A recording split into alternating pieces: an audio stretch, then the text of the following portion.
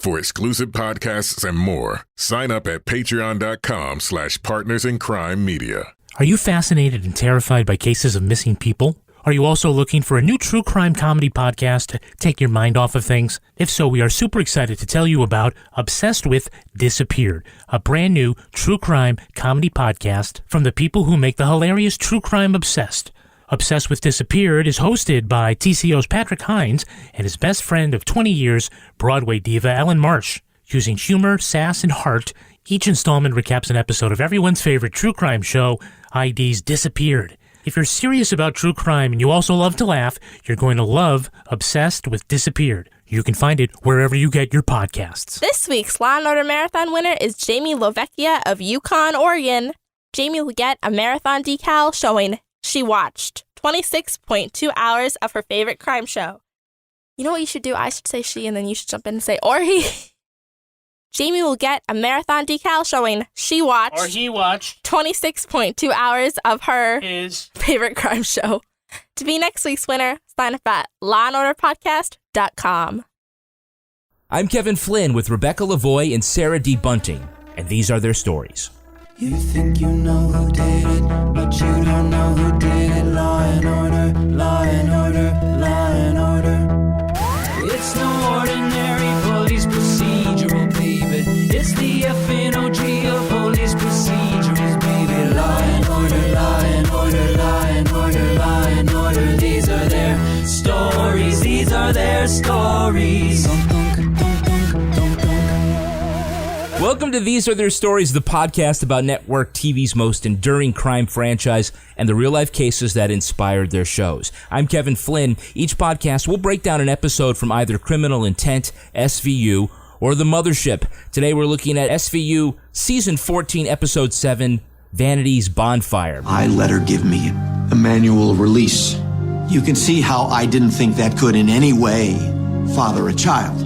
Just to be clear, you're saying that Dia retrieved your semen and then used it to impregnate herself? You see her do that? No, I when it was over, I left the room immediately. Joining me to do just that is true crime author and host of the podcast Crime Writers On, my wife, Rebecca Lavoie. Good day, Rebecca. Thanks for identifying me as your wife. As if that's more important than all the other credentials. Well, it's probably one that takes up the most time. Well, hello.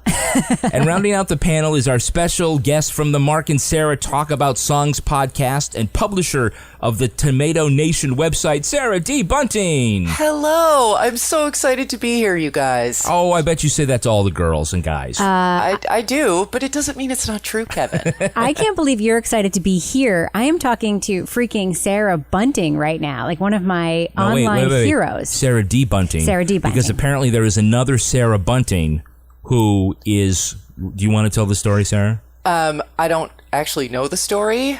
Everyone makes mistakes. She's incarcerated in New Jersey, or she was like 10 years ago. There's also a Sarah Bunting on Downton Abbey that I am not. That's right. I am also not her. That boring teacher lady. Oh, Yes. yeah. Boy, that pinko. Yes. That must have sucked. It's almost as bad as when I found out that Kevin Flynn was the lead character in Tron. They had a guerrilla marketing campaign, which was Flynn Lives, and my Google alerts were like off the hook, and I was like, God damn it, I've been alive the whole time. Oh, yeah. No, I had the same problem. Just Downton spoilers streaming into my inbox. Thanks, guys. You stay away from that Irish chauffeur. Now, how many times in your career do you think that you've written about Law and Order? I don't know. I couldn't begin to estimate. So many. You filled at least one hard drive. Yeah. On Previously.tv, we did a Law and Order week that I think was the most popular theme week we did until Star Trek week, which tends to win these things. Law and Order week, like, we are really obsessed with it. I love it. I never get sick of talking about it. When the day comes when you cannot find anyone else who watched the entire run of Criminal Intent, I am here for you. Oh my God. We have to have her back for a Criminal Intent episode because I feel like I'm the only one who ever watched that show. It's just us two. Really, even Dick Wolf is like, that thing? Was that the one with, what's her name? Govich on it? What was that one? Conviction? I watched that one too. Yeah. It actually comes up for me too because I love the Gorin and Eames combo so much, but nobody knows who I'm talking about whenever I say their names. Oh, I do. original flavor. Although, I don't know, what'd you think of Logan reappearing on that? Yeah, that was I think that was, but that's also kind of a very Dick Wolf kind of thing where he recycles those actors. Well, he certainly recycles the actors. Oh, sure. In different roles, but bringing back some of the characters, at least the ones he doesn't outright kill off. Right. I always feel like he just ran into them in the mall and was like, you're not doing anything next week. We're doing this episode. You want to just come on? That's how it feels to me. Well, Noth, I think, was kicked off the show. Yeah? Like, he and Wolf were not getting along. Huh. So he did not leave the show by choice. And then they had the movie. Exile. Yes, where it turned out Profaci was the bad guy. Oh, Profaci. Spoiler, I guess. That's okay. It's okay. Yes, don't go back and rewatch that movie. Like, we Loganettes were so excited this was happening. It was like, maybe he'll come back to the franchise. And so at the time, I don't think I realized how dull the movie was, but I tried to rewatch it recently and passed right out. It doesn't hold up, is what you're saying. No good. It's like Beatles anthology. It's like, okay, free as a bird, I heard it. Yeah. Sarah, of all the franchises, which two cops are your favorite detective team? Favorite Law and Order detective team. This is pretty controversial, but I'm the one who thought Chester was kind of amazing. Really? Yeah. The underplaying, I guess you could say, was very soothing. Wow. Based on your taste, I don't know if I'd order the same pizza as you. Yeah, you probably wouldn't. Sarah, who's your favorite prosecutorial team? Favorite Law and Order district attorney prosecutorial team. You know, I know Moriarty is bonkers and like kind of a bad guy now, like kind of a bad crazy person, but I think Ben Stone and Paul Robinette. Wow. Digging deep. Good call. Yeah. Deep cuts. Old school. Oldest. OG. Well, let's look at the first half of this episode, Vanity's Bonfire. We begin in the ominous setting of the asphalt jungle, which is a New York City playground. No sooner do Mr. and Mrs. Letty turn their backs than baby Tessa disappears. After ruling out the local sex offender, they look for Dia Nobile, the nice professional photographer who has been taking unsolicited pictures of the children because that's not any less creepy. They track her down, rocking the baby that she swears belongs to her. And so ends another 7-minute episode of SVU. We just need to clear up a few things. What else is there to clear up? The woman who took Tessa, Dia Nobile, she has a bedroom in her loft that's extremely similar to Tessa's. And your nanny said that she didn't let her in. Neither did we. We told you that. She also said that she gave birth to Tessa and that she gave her up for adoption. So she's a nut job. Well, she does have a birth certificate for a baby girl same age as Tessa. But it's not Tessa's. Because you have that. But why let a simple case end when you can have a PowerPoint showing that Dia has a birth certificate to back her claim that Tessa is really her baby? So the Lettys say Tessa was conceived by an unknown surrogate, and they have the paperwork too. Both documents were drawn up by the same lawyer, now deceased. Till the family court can sort it out, the baby is taken by social services. Dia says her baby daddy talked her into giving up the baby just for a month or two, while he can get divorced. But in a twist of bad luck, she has been with the only married man ever to lie to his mistress about leaving his wife. Dia finally identifies the father. He's the prominent dean of the law school. His name's Kent Webster, and his wife is dying of cancer. Now, we'll get to Mr. Webster in a minute, but as soon as you see two yuppies taking photos of their baby with phones on the playground, you know this kid is doomed, right? I know the kid is doomed. They are just too busy to possibly be the kind of parents who wouldn't get their baby kidnapped from the play. Tessa? Baby, come here. It's the sunscreen. You're turning into one of those women we used to make fun of. She's got your fair skin. She'll play. Here's one of those, like, New York-y things that I'll just be annoying about it. There are prominent signs posted outside every public playground in the city that are like, if you can't be matched up with a kid, you are not allowed to be there. And the nannies take this real serious, like if there's not a cop around, that it's like no unattended adults. Certainly that guy's not going to be chilling next to the slide with his to-go baggie of beer. Yeah, the one or two cutaway shots of him is like, that looks like a A perp.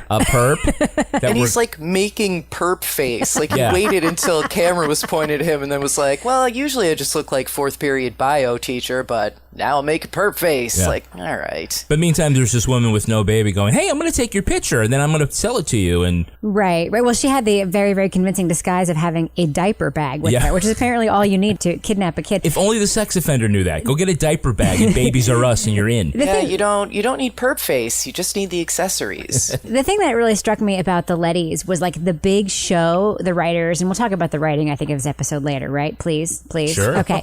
The writers in this episode really wanted us to know, like, these are busy people with busy lives and busy jobs. Because mom is like, I just need to send one more quick email. But then it's like they're also the kind of parents that like have to take video of putting sunscreen on their kid's face. Like they have the most important child who ever lived. Like the New Yorkiness that they tried to make these parents be, to me, a little bit ham-fisted. So you're saying they're super assholes. I was a New Yorker. I resemble that remark. There is a tendency, I think, on this show to, until we descended into the valley of the shadow of live baby fever a couple seasons ago, there was definitely a tendency to judge the victims in the sense of like parents who were very busy and not paying enough attention to their kids and being very Brooklyn about everything. Totally. I live in Brooklyn. I get it. But when you watch a whole block of these reruns every day, like I might, it really does start to stick out to you, like how judgy they are about, like, well, if you both work and you're not paying attention, you deserve to think some guy with perp face grabbed your kid. Like, I didn't love that. Sarah, remember the early episode with Hayden Panettiere where like the mom doesn't love her kids and they want to prosecute her for that because she's so busy with her singing career. She couldn't possibly love her adopted children, and that was the whole thing is about. It's insane. And yet somehow that one was a heartbreaker. Like, Panettiere is really good. Super like, good in she's that so one. good in that role, and it's heartbreaking. And then, and then look what happened. She grew up to be this troubled star on Nashville. I know. True fact. Now, I understand matching diaper bags, but how does she duplicate every detail of the same nursery? You know, I think the crew just said, okay, let's move a rocking chair. We'll shoot it in the same room. That's one of the very, very many loose ends of this episode. A couple of holes in this plot, yeah. A couple. There was one of the many loose ends of this episode that was never tied up. I think we were supposed to believe that she had been in their house, right? But we never hear anything about that. Sarah, did I miss that whole part of the plot? I think there was throwaway line, but this is one of those episodes early in Kelly Gittish's tenure on the show where she was still having trouble disgorging all of that exposition while also swiping right on the fancy PowerPoint. So I think it was somewhere in that like word garbage salad that she gave us at like right after the first commercial, but I'm not 100. I don't think it ended up mattering. Are you saying that Kelly Gittish's esteemed acting career as fake Dixie from All My Children didn't train her properly for this role? Not for the PowerPoints. That is what I'm saying. It is a lot to do. I mean, I'm married to an actor, so I'm like hyper aware of sort of what they're being asked to do just like physically sometimes, that she's like got all this computer stage business to do while also it's just a huge expo dump, and then everyone is standing around doing their active listening exercise. Right. Are you hyper aware of her costuming too, and that super weird studded armed jacket that she was wearing throughout the duration of the interrogation and police scenes in this episode? In the sense that I was maybe trying to source it. Yeah, they've been wearing some amazing outerwear, like the double-breasted styles that she and Liv have had in the wintertime lately. Yeah. Look, I've seen all these like a half a dozen times each. You got to do something. Yeah. Way to keep it fresh. Yeah. Now, I'm a pro, folks. I am a pro. Now, we do see the natural tension between the characters of Benson and Amaro by which people they sympathize with when it comes to a he said, she said, or a they said. Captain, I gotta tell you, by the look in her eye, Dia may have a connection to this baby. Well, what I saw in her eye was a whole lot of crazy. Am I right? Oh, totally. Amaro's always like a super sexist, and Benson's always like the woman is definitely a victim. And Wait, that's how does that make him a they have. sexist if he sympathizes for the father? Well, he's always saying the father is a victim and the woman is super crazy, a whole bag of crazy. It's always something like that. I mean, yes, I did make a note of that line. I love one that's ripped from an obvious headline. I love all of it except Amaro. I fucking hate that guy. So do I. Finally learned to write the character, and then they shot him and shipped him off to wherever he ended up. So you hate the Amarasodes, huh? Yes. Oh, Amarasodes. Yeah. Thumbs down. Well, this episode has Hey, It's That Guy. Hey, it's that guy. But it's somebody that we know right away. It's Scott Bakula, as you said, from Quantum Leap and NCIS, NOLA. I called her a year ago to thank her for the photos. She called me back on my home phone a few too many times. My radar was up and changed the number. I mean, he's a guy, like, you don't even have to look at him and you already know his name. So, of course, you know he's up to no good. Right. Yeah. Well, although there's a couple of Hey, It's That guys. Jessica, is it Jessica Hecht, who plays his wife? She was on Friends as the lesbian wife of Ross's ex. Right. Your marriage is solid? Well, it hasn't always been perfect. But since my diagnosis, Kent has been a rock.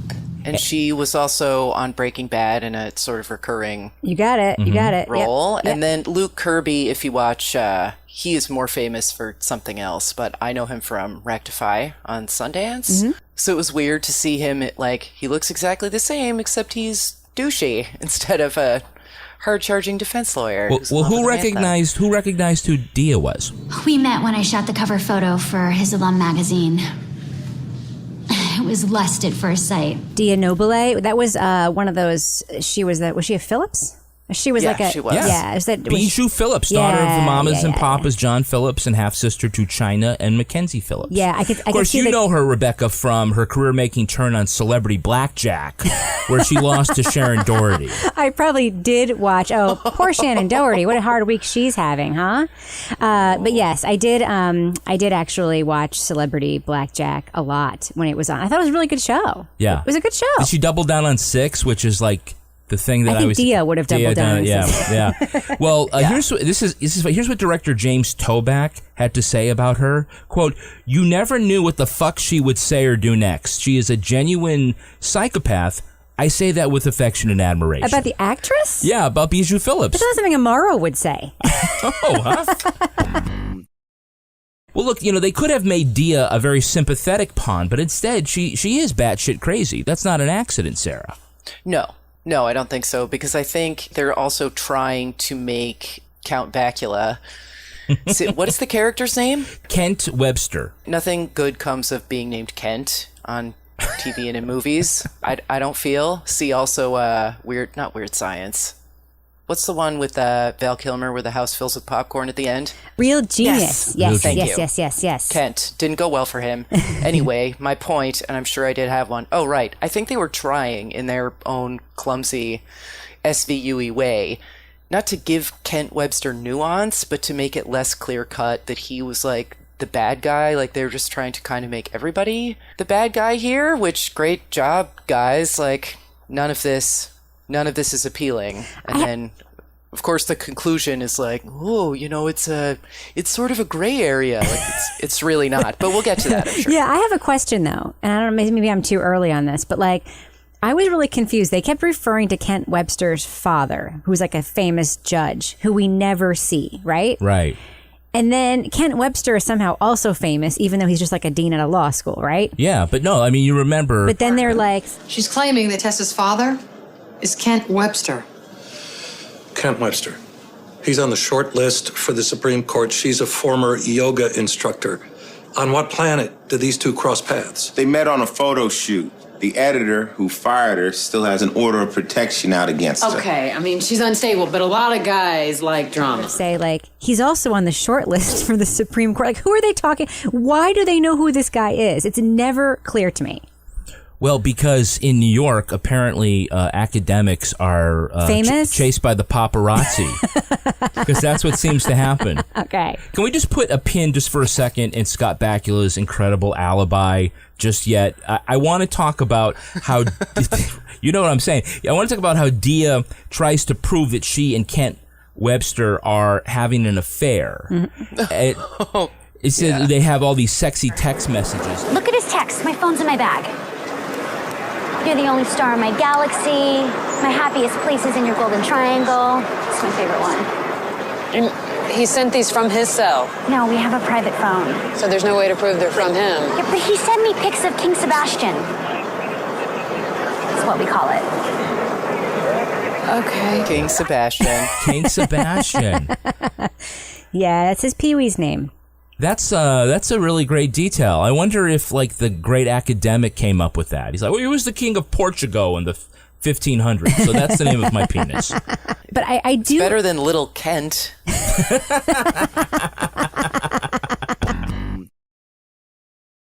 Now let's look at the rest of the episode. We meet the frail wife, Jillian, and her daughter, Hannah, who vouch for Kent Webster as a family man and say Dia is a crazy woman. Meantime, the DNA test shows Dia is the mother, but the father is not Mr. Letty. And Kent Webster? She scratched him up pretty good, and we have more than enough DNA, but again, it's not at the top of the work list. Is there any way to hurry that up? Because Dia's claiming that Kent tricked her into giving up their love child. And Letty's were tricked into believing that baby Tessa came to them through a surrogate. There's no way I can prove he knew about the baby. Oh, he knew. I mean, come on. The sexting, the burner cell. He knocked up his mistress and then dummied up a bunch of legal papers to keep her quiet. He's a sociopath. Benson and Finn bluff Webster into thinking the DNA proves he's the dad. Then, the greatest legal mind of his generation comes up with this defense. Dia gave him a hand crank and his Ziggy did a quantum leap into her uterus. Nice. So, classy. I quit. Are you talking about the manual release? Yeah. So, the team discovers that Webster's father, a powerful judge, arranged for the fraudulent adoption papers. Then paparazzi, who are apparently having a slow day, catch Webster and Dia kissing in a hotel. So the cops respond to a disturbance at Dia's and they find her dead on the floor and Webster rummaging around. Now, Webster's alibi holds up against Dia's time of death, so they look at Mrs. Webster. She confesses, although she's not strong enough to lift the heavy crystal used to bash Dia's head in. Though Benson and Amaro know it's really the teenage daughter, they let Jillian Webster plead guilty to murder and spend her remaining days in prison. So, Webster's paternity alibi, is this the greatest moment in television, or is it just me? It's not the greatest, no. It is definitely the ickiest moment of this episode, hearing Scott Bakula of Quantum Leap talk about My wife has been ill, and this is incredibly embarrassing. Go on. In a moment of weakness, I let her give me a manual release. About his manual release, and the note that I made both mentally and on my paper is A, he said that on TV, is that okay? And B, ew. Sarah, your reaction?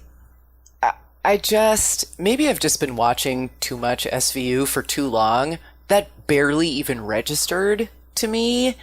I just couldn't get past the fact that, as you deemed him, the, second greatest legal mind of his generation, thought that this would fly, and then did just such a bad job of acting it. Well, I don't think Scott Bakula could even bring himself to look in the camera when he said those lines. He didn't just turn away from them. He turned away from America. This is incredibly embarrassing. I felt like every actor in this episode couldn't bring themselves to say these lines. I don't know. I don't want to disparage the writers behind this episode because it could have been a trick of editing. I don't know. All I know is no one really seemed to have their heart in it. Well, and I don't know. I mean, there are some where, they're sort of they're almost shooting glances at the camera, really?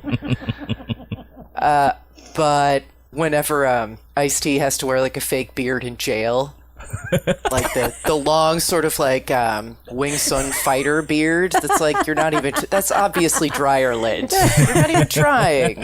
What's the budget for that? 17 cents? But this one I really did feel... primarily because we didn't see Webster Sr. Who is it? Daniel Webster? The devil and Daniel Webster? It's he was too busy writing the dictionary. Couldn't be I feel like this episode was probably originally 48 minutes long, and they just couldn't make it work. But also, there are some weird things about the way that the plot line, plays out with Scott Bakula's family. Like, they live like in a huge ass brownstone. They're obviously like incredibly wealthy. How, right? So there's a missing piece. And then also they get arrested in that like super duper fancy restaurant, which is where everybody gets arrested, you know, if you're in these kinds of episodes of SVU. And it's like, where's Dad? Like, it really does feel like a lot of missing pieces. Sarah's absolutely right.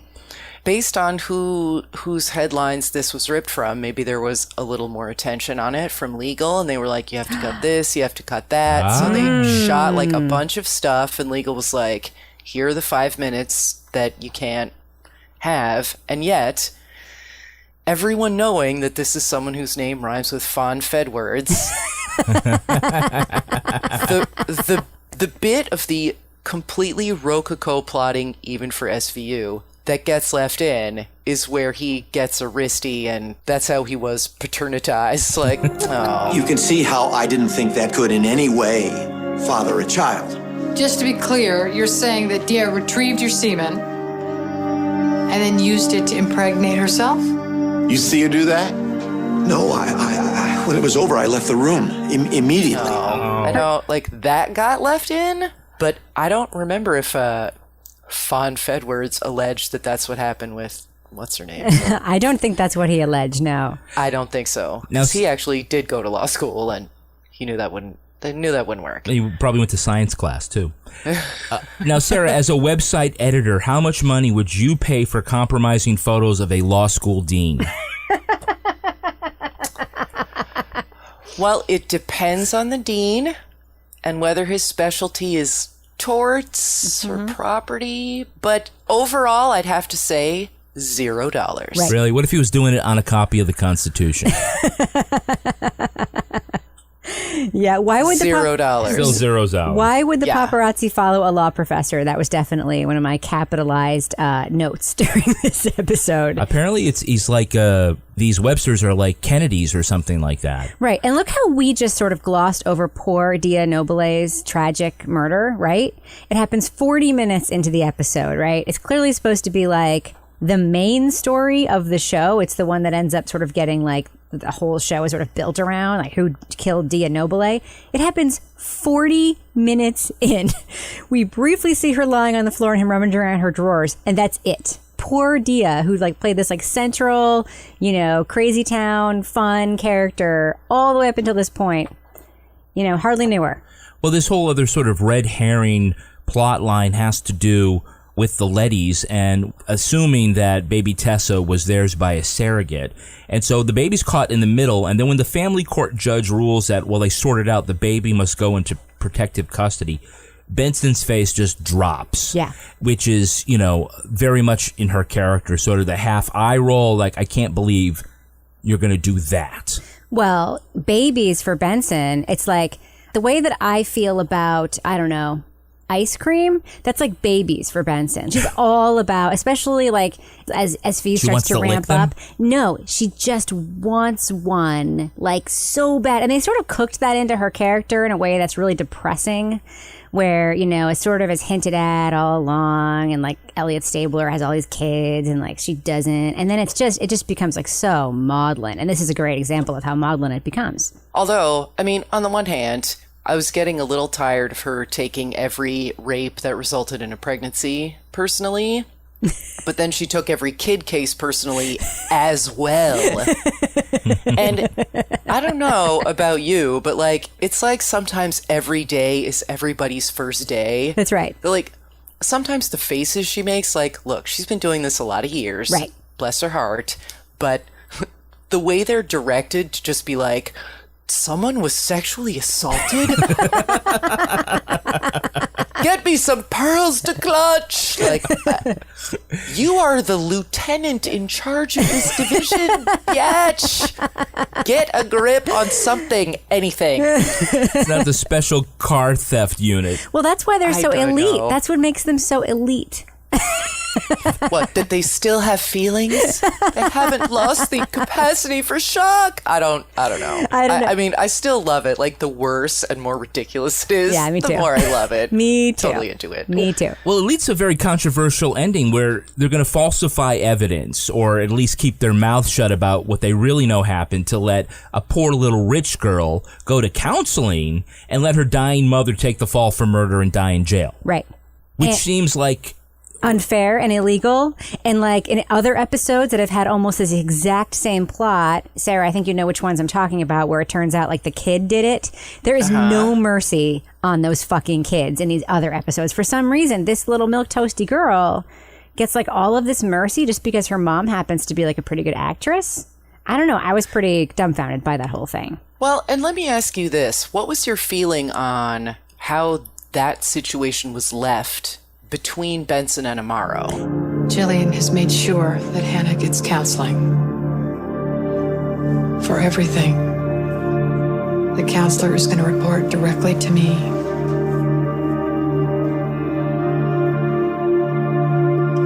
Nick, I can do this on my own. If you have any doubts, So, Jillian's confession. She raised that heavy crystal and repeatedly struck Dia's head. Mothers have been known to lift a car when their adrenaline's pumping. Have we ruled out other suspects? Her daughter, where was she? Home. All afternoon, logged in. Yeah, I don't know. I didn't really, so she was like basically trying to get his buy-in, right? So it was like her. But then she also left the door open for him to be like, actually, and like contradict her without implicating her, which he didn't do. But I'm unclear on whether he was like just on the back foot and wasn't sure what he was supposed to do. Yeah. Was this still in the period where she was kind of like, you're not my real Stabler, and was like stomping out of rooms all the time? Or was she done with that by now? I think she was done. He's basically like a petulant teenager. And insofar as we can call her a grown-up, I mean... She's, I mean, sometimes Olivia Benson astonishes me with her strength, but most of the time I'm like, come on, very much like what Sarah said. But I didn't really understand that dynamic either. And Cragen's like total cluelessness was also incredibly frustrating to me because Cragen does usually have all these kids' numbers. At least in my experience, he does. Yeah, or deliberately doesn't. Yeah, exactly. If he's not going to. Yeah, I didn't get that sense from this. I got the sense that he was like, lots of cases out there, moving on, close it up. So, I don't know. But it was a weird moment where I think we were supposed to take something from it that I'm not sure they communicated in terms of their partnership and having each other's backs. I'm just not 100 on where it was at the end. Totally agree. Now, we never actually find out what happened to the baby. And we want to take some guesses? Unless our DVR cut off that part, that is like the biggest loose end I have ever seen at the end of any episode of any franchise of Law & Order. Sarah, on the episode that you watched, did we find out what happened to the baby? No. However, I'm going to assume that it goes back to the Lettys or the Teddys or the Brooklyns, whatever their names were. The Lettys, not to the dead mother, eventually, yeah, no. Well, that would be awkward. Well, they finally have to get a good lawyer so they can make that happen. I don't know what you believe about the afterlife, but that would be a tough one. I think the biggest cliffhanger, at least in this franchise that I can remember, is the one where I don't remember this actress's name, but her art professor, Billy Campbell, she accuses him of raping her. He says she just liked it rough. It just goes back and forth like this, and Benson and Stabler are screaming, fighting over this case. And then we don't get a verdict, but there's like a super long act out that's like the Lady and the Tiger of SVU episodes, and then we don't ever find out what happened. This one was similar, and it did put me in mind of that other one, but you almost expect the like discussion slide to come up like in the Social Hygiene film. Like, what would you do? Would you accept the hand job or not? Yeah, Gallant believes the victim's statement. Goofus thinks she's full of shit. Oh, she just quoted a highlights talking about SVU. I feel so dirty now. I didn't use the word Ziggy in connection with the Bacchusperm. That was your boy Kevin. It was. He's very classy. Well, that was from Quantum Leap. That was the name of the computer. Remember? All right, let's take a look at the real-life story that inspired this episode. It's time for Ripped from the Headlines. You think you know who did it. You think you know who did it. But you don't know who did it. You don't know who did it. Ripped from the headlines. This episode takes some cues from the real-life drama surrounding former presidential candidate John Edwards and his affair with a staffer. Edwards' campaign had hired Riel Hunter in 2006 as a videographer to document his run for the White House. Edwards' family life was in the news because his wife, Elizabeth, announced she had breast cancer. Rumours about the liaison with Edwards' staffer first got attention in the tabloids before the mainstream media ran with them. Then Hunter gave birth to a baby girl in 2008. Edwards did everything he could to hide his connection to his love child. He enlisted staffer Andrew Young to claim paternity of the baby, and the campaign diverted political contributions to Hunter as hush money. Edwards finally admitted to the affair, but denied he was the father of Hunter's baby, still saying it was Young's. In 2010, Edwards would come clean about his paternity. Elizabeth Edwards legally separated from her husband and died several months later. John Edwards was charged with 6 felonies related to the campaign payoffs. Although the jury failed to convict him, the scandal put an end to the career of a charismatic politician.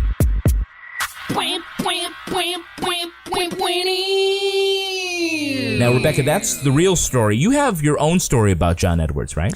Oh, I really do. Oh, thank you for giving me the opportunity to tell America about this. Back in 2004, I was standing on my porch getting the mail when a very nice presidential candidate came onto the walkway up to my house, which, by the way, actually does happen here. Like in New Hampshire. In New Hampshire primary, yeah. A lot.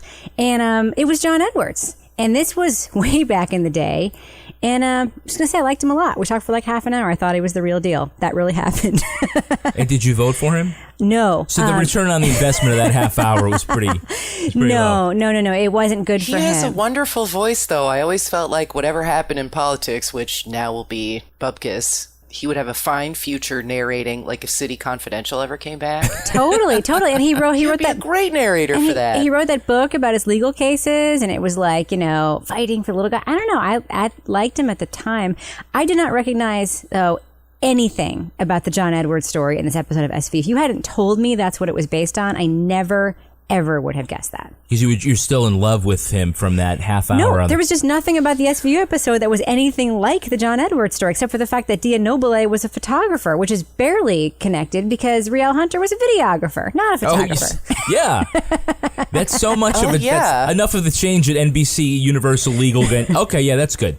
Make her a photographer. But he wasn't running for office. He wasn't, his dad was in the, or maybe he was in the, maybe that was the part that got cut where he was supposed to be in the Supreme Court. I don't really know. I don't, because who is that then? The Oliver Wendell Holmeses? The Al Gores? I don't think so. But I wouldn't have caught it either on my own because they put the card up at the beginning that's like, we know we always say this, but we're going to leave it up a little extra long this time. This is not based on anyone real. And I was like, so who's it based on? So I Googled it. Because I was like, well, I'm being tortured with an Amaro-sode for a reason. And I want to know what that reason is. And now I know. Yeah, but we're strolling down memory lane with Rebecca and John Edwards. That's right. I'm with it. The real life story and in the fictional version here, doctoring up some adoption papers seems like child's play compared to getting a staffer to claim your love child as his own. Right, and Dia was in on saying the baby wasn't hers. Like, she was in on it. Like, she was okay with giving up the baby. I'm talking about Andrew Young, the guy who worked for the real John Edwards, said, oh, no, it's my baby. That was how much of a sycophant do you have to be? Okay, sure, yeah, I'll do that. Well, and also, it's not going to be just for a few months in real life. Like, presumably, the end game is the White House. So this is basically indefinitely keeping the secret and pretending like this kid is yours and you don't know about this relationship. Like, I mean, I guess this is how sociopaths like Edwards think. I can't say. It does give me hope that House of Cards could be more real than we think it is, honestly. Because it was like a very Doug Stamper thing for that guy to do, right?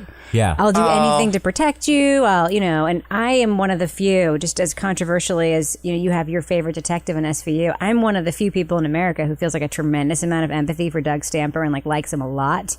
Oh my gosh, we love Doug Stamper at Previously.tv. Love him.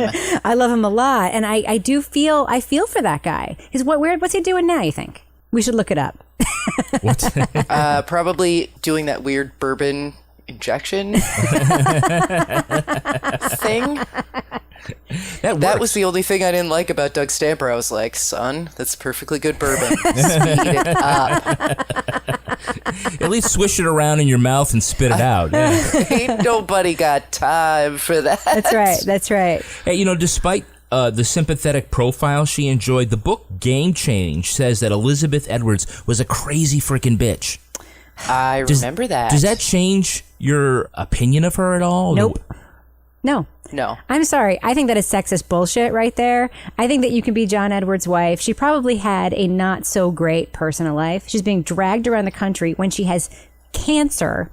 She's, as you know, having been a reporter and attended house parties with Elizabeth Edwards, she was able to put on a great game face for the crowd. Yes or no? Yeah, she's very nice to me. Is that not her job? Is that not her job? That is the political spouse. Yeah, that is your job. And if she's not nice to people behind the scenes because she's tired, because she has, I don't know, cancer, that is her damn right. And nobody would ever say to the perfect male politician who's like really great with the crowd, works with everyone, like nobody talks about men that way. So I take umbrage at besmirching the reputation of the cancer-stricken, now deceased Elizabeth Edwards. Well, Rebecca, and even if she weren't cancer-stricken, fuck off. Please. That's going to do it for us. Thank you to our great guest, Sarah D. Bunting. Sarah, where can listeners follow you online? Oh my gosh. Well, the easiest place to follow me and get all my latest thoughts on baseball, true crime, Law & Order, and random disgusting snacks that only I enjoy is on Twitter @TomatoNation. And I hope that you will visit my other site, previously.tv, and enjoy all of our Law & Order content. There's so much of it and more coming all the time. And we Thank do. you so much for having me. This was so great. Oh, thank you, Sarah. Now, Rebecca, where can our listeners follow you? They can't find me in any of the places Sarah D. Bunting is because she is more talented and cooler than I am. But they can find me on Twitter and Instagram @RebLavoie. And you can tweet to me @Kevin P. Flynn. You can also tweet to us @Law & Order Pod. Our newsreader was Cy Frater. Our theme music was composed and performed by Uncanny Valleys. If you enjoyed this podcast, leave a review on iTunes. It helps others discover this program, just like you did. All clips in this podcast were used in compliance with U.S. Copyrights Act Fair Use Exemption for criticism and commentary. These Are Their Stories was recorded in Studio C and is a production of Partners in Crime Media. Partners in Crime Media.